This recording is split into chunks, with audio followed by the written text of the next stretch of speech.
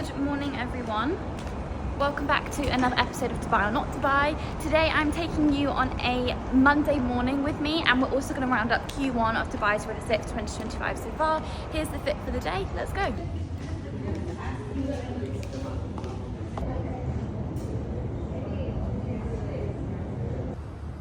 Real estate is really unpredictable, so I can only plan the first literally 1 or 2 days because the schedules change so much and change so drastically depending on what clients need.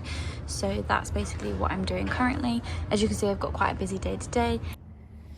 Okay, as promised, we're going to do a very quick Q1 roundup for Dubai property in general. So in Q1 there was 142 billion dirhams worth of property transaction sales across the entirety of Dubai.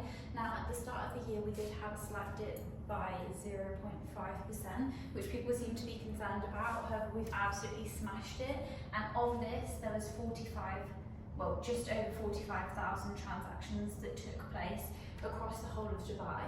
Now, something to note that is super exciting is that Dubai is actually now known to have sold the most expensive property in the whole entire world, which sold for just over $1 billion.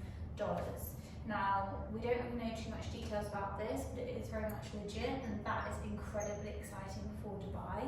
What does Q2 hold? The market is still on the rise and an increase. We are currently at the absolute peak of the market, so sellers that are looking to sell, you're going to get the best price right now. We don't know how long this is going to last.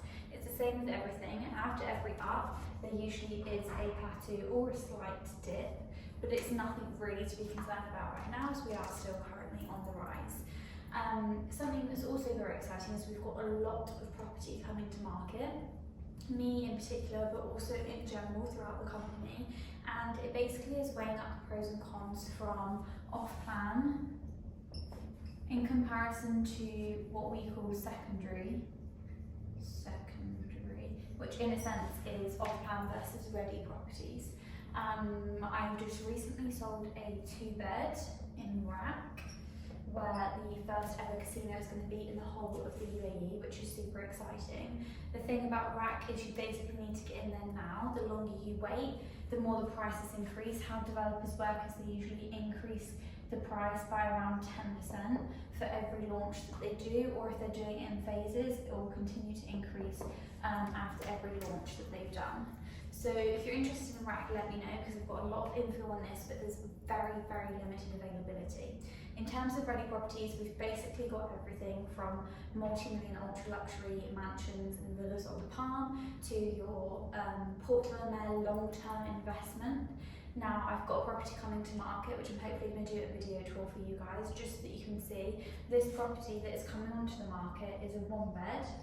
However, they have upgraded and also fully furnished it. It's got a partial sea view and also partial Burj Khalifa view. So you basically get all of the good views in one. And this is going to be listed at 2.5 million dirham.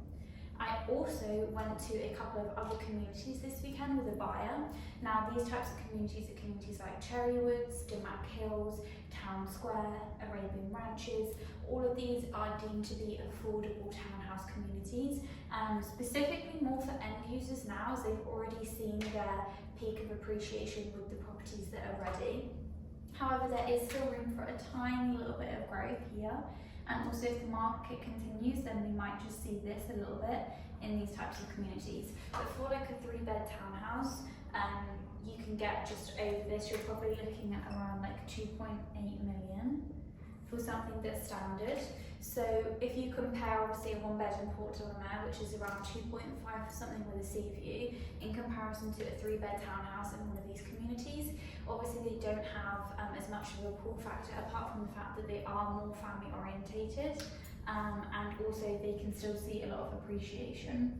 I've recently done a report on Port de la Mer specifically, so I'm going to attach that as a PDF file in the link to this video. So if you're interested in investment, specifically long-term investment, and the kind of returns that you can make in Port de la Mer specifically, make sure you take a look.